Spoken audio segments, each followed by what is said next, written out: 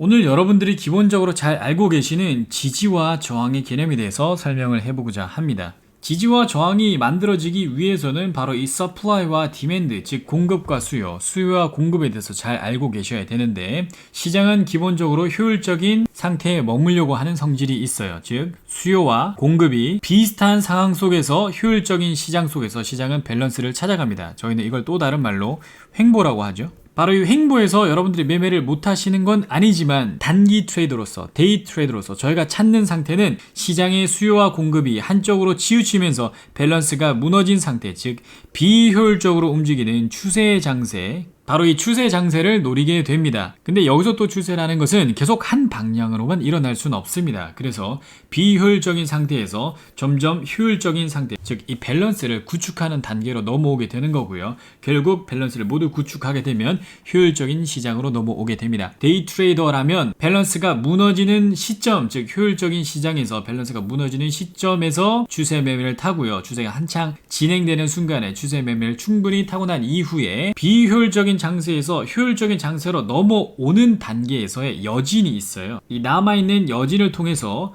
횡보로 들어가는 초입부에서 여전히 추세 매매를 할 수가 있습니다. 그래서 횡보를 벗어나서 추세가 터지기 시작하는 공간, 그리고 추세가 터지면서 다시 횡보로 들어가는 공간, 이 두 가지의 공간에서 A급의 셋업들이 발생한다라고 보시면 되고, 효율적인 시작, 즉 횡보에서 여러분들이 매매를 못하는 것은 아니지만 횡보에서 매매를 남용하게 되면 추세 장세, 즉 가는 날이 장날이 되는 장세에서 크게 먹지 못한다라던가, 아니면 약간 역매매적인 성향을 가질 수도 있습니다. 왜냐면 결국 횡보 안에서는 내려칠 때 매수, 올려칠 때 매도, 이런 식으로 매매를 하시기 때문에 횡보장 안에서 계속 그런 식으로 매매를 하시면 역매매적인 성향이 쌓일 수가 있습니다. 자, 그래서 이 지지와 저항을 생각을 해 보시면서 수요와 공급에 따라서 비효율적인 추세 장세에서 횡보로 돌입하는 과정 속에서 항상 반복 시행 가능한 전략이 존재합니다. 추세로 터져나가는 공간에서는 엘리엇 파동 터지는 초반, 다시 이탈하는 초반에서 들어가실 수가 있고, 여기서 또 생각하셔야 되는 단계는 뭐냐면, 피보나치던 아니면 이평선을 기준으로 한 추세의 기준이던 아니면 차트 패턴이던 그런 특정한 지지의 공간이 있잖아요. 이 지지의 공간에서 매수를 기다리는 자세는 보통 좋지가 않습니다. 특히나 고점 대비 떨어지는 낙차가 크다라고 한다면 지지에서 기다리면 여러분의 손절만 딱 먹고 갈 수가 있습니다. 그래서 지지는 다시 이 터치의 개념과 안착하는 개념으로 나눌 수가 있어요. 터치라는 것은 말 그대로 지지를 터치했다라는 것입니다. 안착이라는 것은 터치 이후에 추세 방향으로 터져 나오는 모멘텀을 확인하시고 그 특정한 공간을 뚫고 간다라고 한다면 거기를 기점으로 여기가 안착했구나 라는 것을 알 수가 있습니다.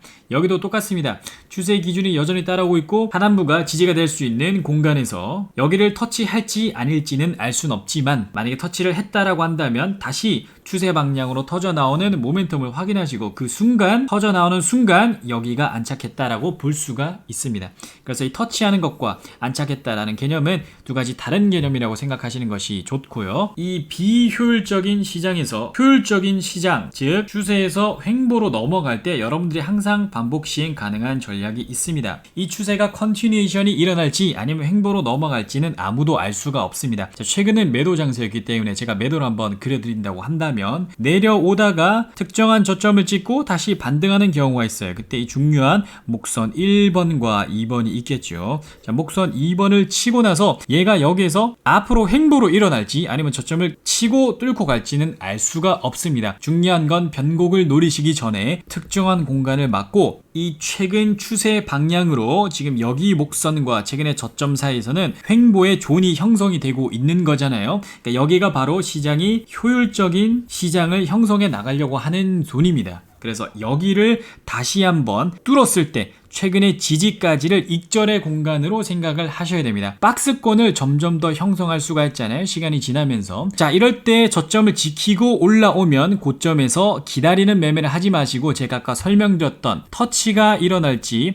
안착이 일어날지는 알 수는 없습니다.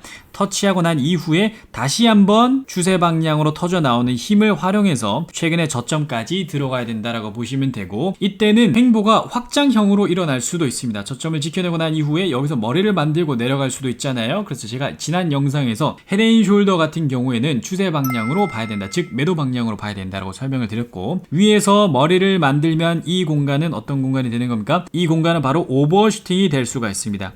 그래서 추세의 방향이 지금 매도이기 때문에 머리를 만드는 공간을 여러분들이 오버슈팅이라고 생각하실 수가 있고, 머리를 만들고 다시 효율적인 시장 횡보 안으로 들어올 때 그 저점까지를 노리는 매매를 하시면 됩니다. 최근에 나스닥 장세로 같이 본다라고 한다면 추세의 기준을 보실 때 여러분들 30분의 기준을 많이 보시잖아요. 단기, 중기, 장기적으로 순차적으로 이동평균선의 저항을 터치를 할 확률이 높습니다. 그러면 추세 초반에는 20선을 터치하다가 60선을 터치를 하고요. 추세 후반으로 가면 갈수록 200선까지 터치를 하고 다시 내려가는 모습을 볼 수가 있습니다. 최근 중요한 피봇 공간, 즉 중요한 지지가 됐던 공간, 여기는 저항이 지지로 바뀌는 공간이고 그 지지가 다시 저항으로 바뀌는 공간입니다. 그 이전의 컨포메이션이 한 번 있어요. 여기는 원웨이 장세이기 때문에 여러분들이 여기를 기점으로 확실하게 피봇을 뚫었다라고 볼 수가 있고, 여기서 또 하나 생각할 수 있는 건 뚫고 내려와서 머무르는 시간이 되겠죠. 시간이 길면 길수록 뚫었다라는 공신력은 올라가게 됩니다. 그럼 여기서부터 매도 컨티뉴에이션을 본다라고 한다면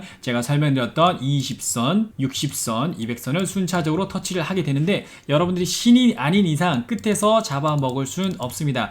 얘가 그리고 횡보로 넘어갈지 아니면 추세의 컨티뉴에이션이 언제 나올지는 알 수는 없어요. 하지만 이 추세의 여진이 여전히 남아있는 상태에서는 순차적으로 이동평균선을 60선 먼저 터치하고 난 이후에 다시 저점을 노리는 매매, 그리고 200선을 터치하고 난 이후에 다시 저점을 노리는 매매, 이런 식으로 보실 수가 있습니다. 그리고 박스권을 형성을 할 때는 항상 최근의 추세의 방향으로 보시는 것이 중요합니다. 즉 이 방향은 변곡 방향이 되니까 지지에서 매수, 지지에서 매수를 하지 마시고 저항에서 매도, 저항에서 매도를 하셔야 됩니다. 그리고 기다리는 매도가 아니라 터치를 하고 난 이후에 안착하는 공간에서 매도, 터치를 어디에서 할지 알지 못하기 때문에 터치하는 공간에서 매도를 기다리는 것이 아니라, 기다리면 전부 다 손절 날 수가 있겠죠. 터치 이후에 다시 추세 방향으로 컨퍼메이션이 나왔을 때 비로소 저항을 안착했다라고 볼 수가 있고요. 여러분들은 최근에 저점까지 매도를 라이딩 할 수가 있습니다.